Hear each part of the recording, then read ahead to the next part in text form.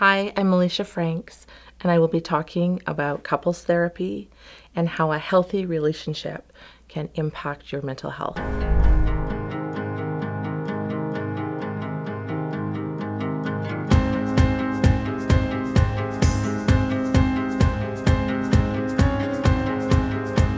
If you find that you're struggling in your relationship, one option may be to attend couples therapy. One form of couples therapy is emotionally focused couples therapy.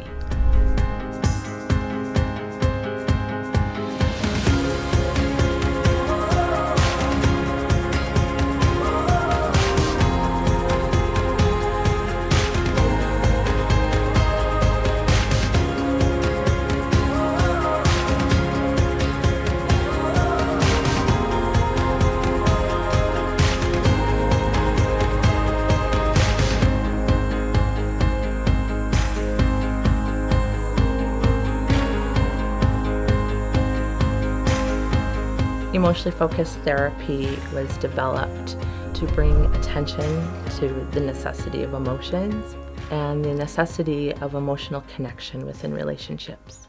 EFT is very experiential, meaning that it focuses on present moment awareness, and we do the work right in the room. The goal is to learn how to reframe their problems in terms of the negative cycle and to begin to sort of disconnect from other being the problem or self being the problem into this is a part of the negative cycle.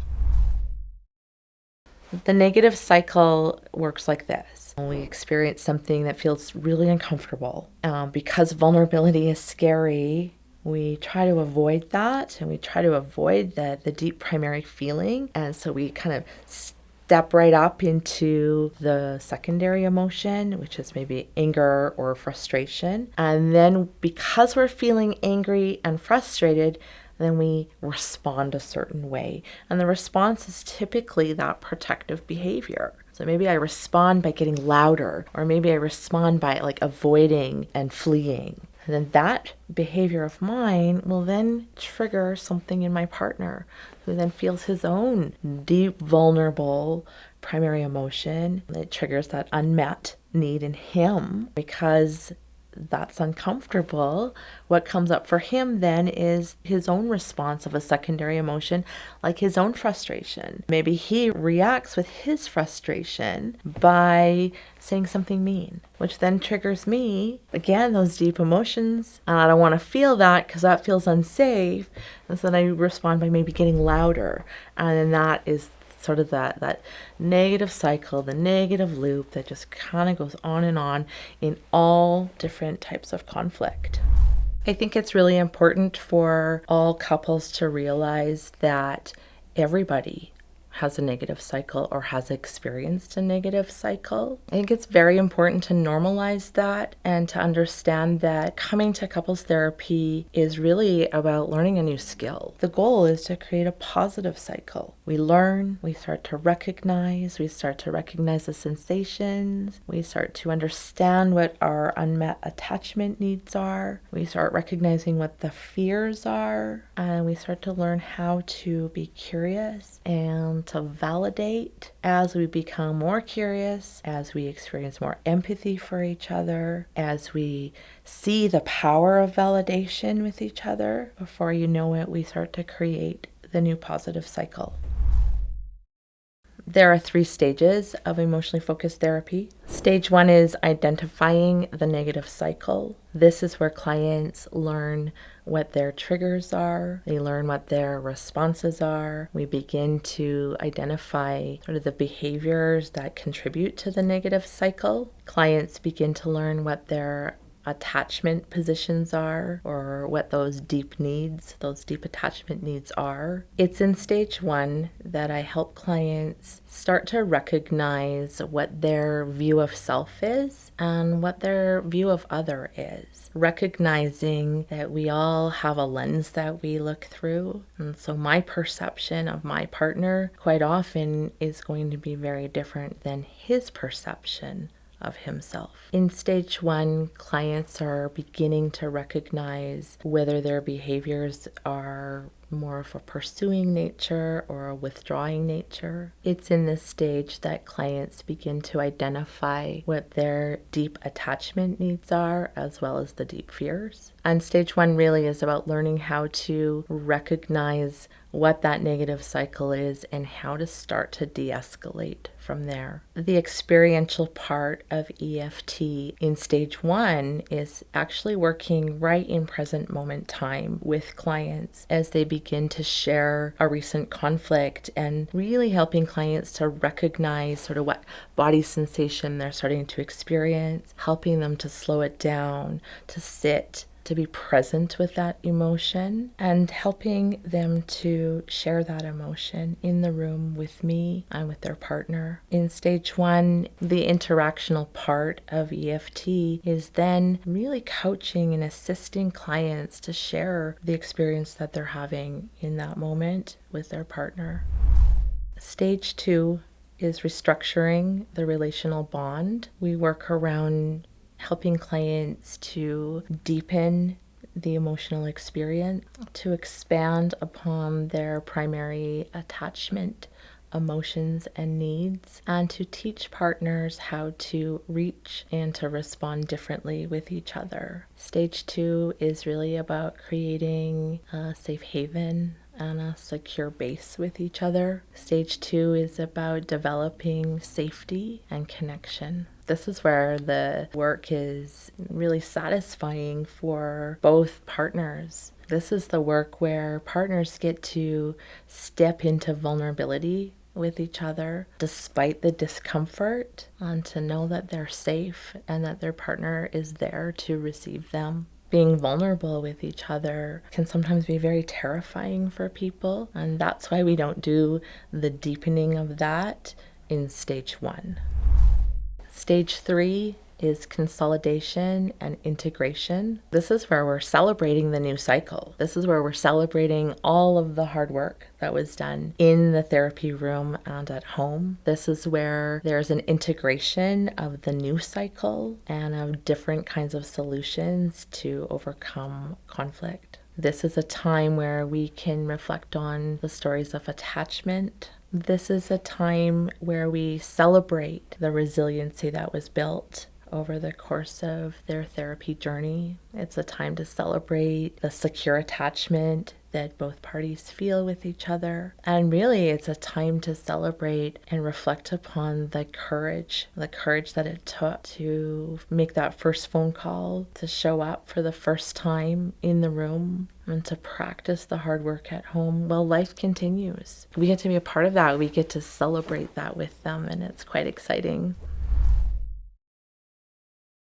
The role of the therapist is to help clients to process their emotions, to help clients to access the deep emotions, to recognize the difference between a secondary emotion and a primary emotion, to support clients with present moment processing right in the moment. Part of the work that we do in couples therapy using emotionally focused therapy is creating or building a safe haven, a safe place for clients to start to practice a new skill. Part of the work is to help clients recognize the sensations that they experience in their body when they experience an uncomfortable emotion. Really, we all experience that. When we experience frustration, maybe we feel it with a tight chest, or when we experience anxiety, sometimes it's really difficult to understand what is happening within the relationship when we're really trying to overcome the super uncomfortable emotion. Attachment theory is an integral component of EFT, and really what attachment theory boils down to is the very innate need we all have for love and connection, to belong, literally from the cradle to the grave. We all have attachment needs or deep longings, the need to be loved, to be accepted, to be heard, to be understood, to belong, and to feel connected in relationships. And really, it's like a two-sided coin. On one side of that coin is the deep, deep longing, the deep need. On the other side of that coin are the deep fears, those deep insecurities. What if I'm not good enough?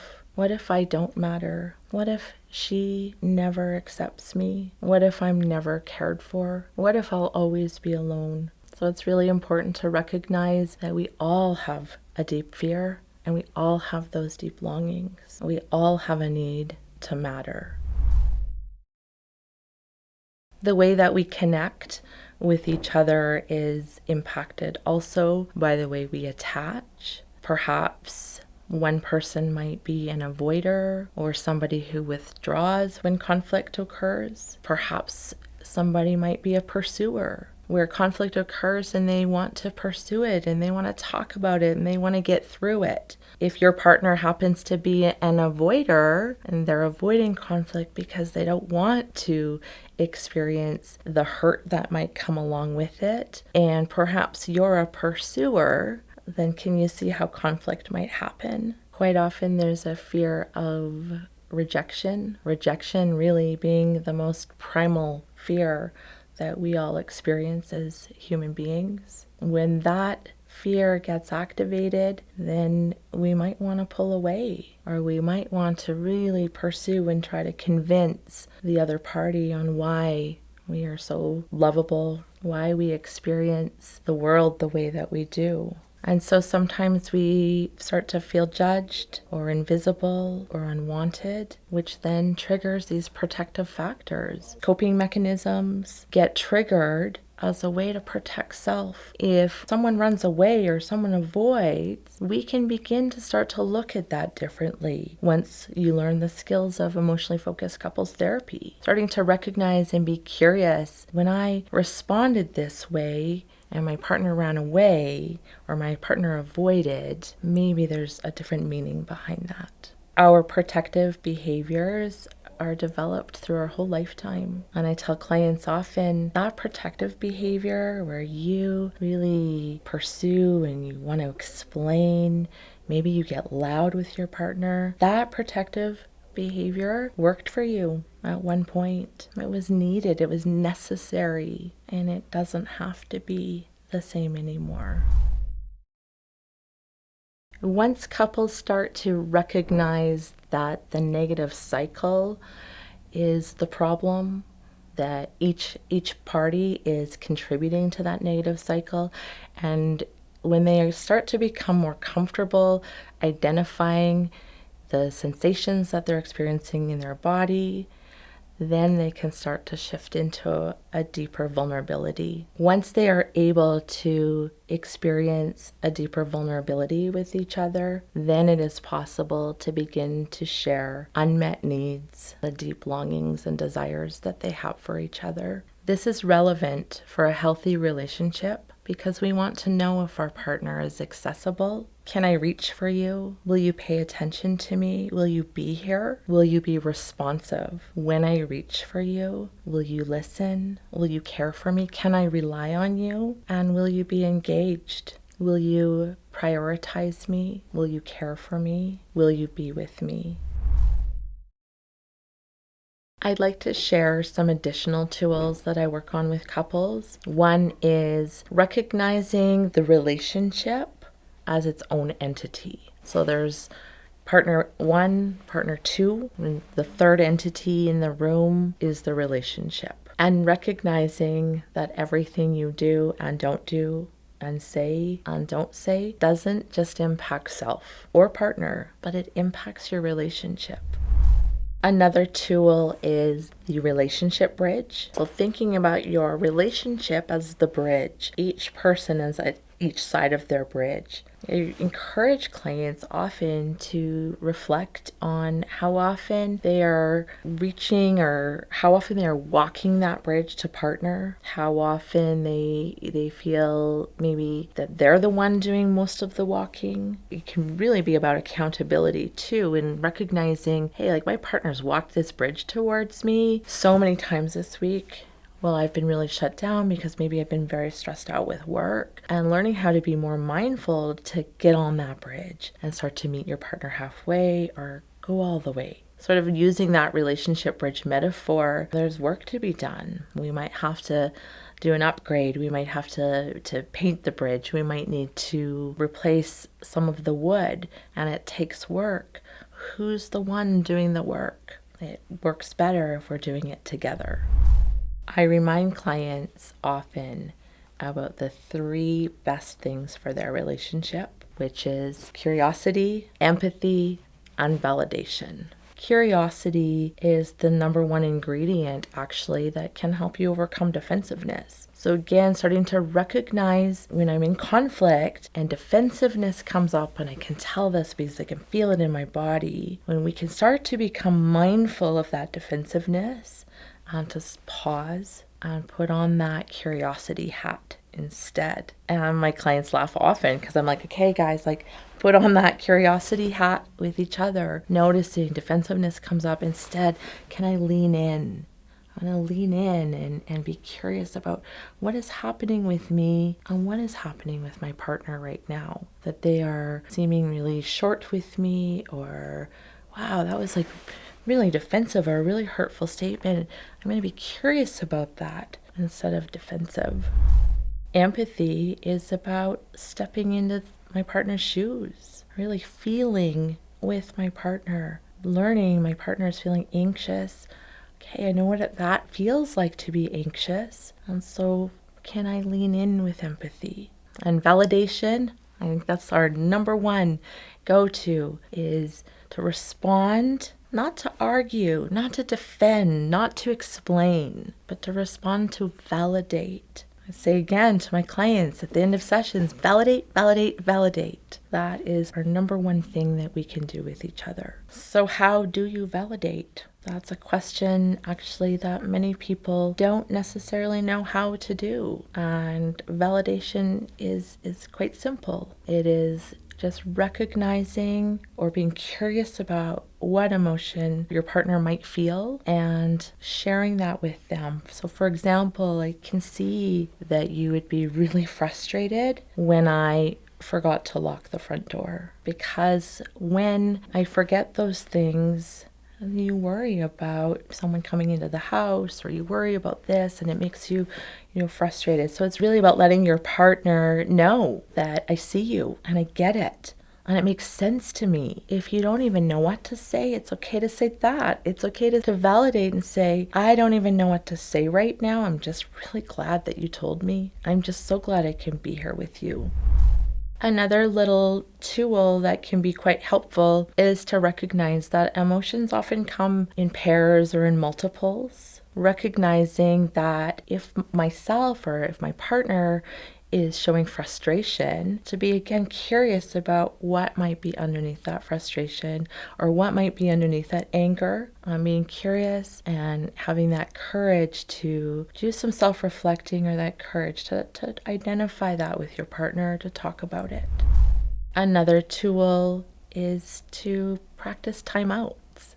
Knowing that if you have a system for your timeouts that you've communicated with each other, that timeouts can be very helpful to help self to dysregulate, to calm down, to regather your thoughts. And the key to timeouts is ensuring that you're coming back. And not in days and days, but maybe you make the guidelines with each other that when we take a time out, we're coming back in an hour. And we're going to try to have this discussion again. We're going to try to work through conflict together.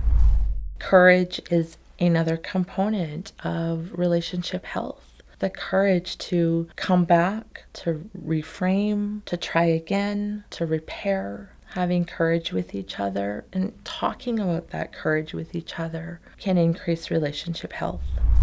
Taking time to notice, to be mindful of self, of how you may be contributing to the negative cycle, is a great skill to practice even daily. What am I doing right now? How am I contributing? What can I start to do different? This takes time. It takes time to practice, and it takes time to really build that skill with being mindful and purposeful.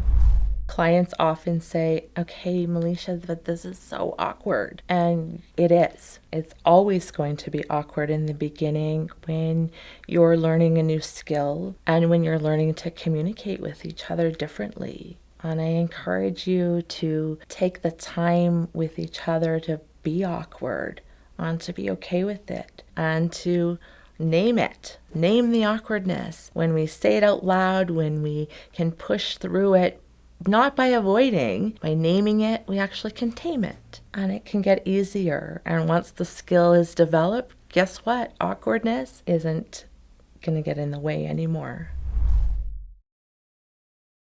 How might you know that your relationship could use some extra support? Perhaps you find yourself withdrawing or avoiding. Perhaps you find yourself or your partner really struggling to regulate. Perhaps big emotions feel very, very consistent in your relationships. Defensiveness or even decreased intimacy and high levels of conflict, and even struggling to manage conflict at all. Remember, we all have a deep need to matter and to belong. We want to know that we matter in our relationships. And I promise you that if you and your partner practice these tools or seek counseling and get the professional support and guidance, you will absolutely notice a difference. Don't forget that when we start something new, we're not always good at it. It's hard. It can be awkward. We can be super unsure about it. That's such a normal part of the process. But remember, the things that you're good at today, you got good at because you practiced and you committed. And I encourage you to do that the same within your relationship.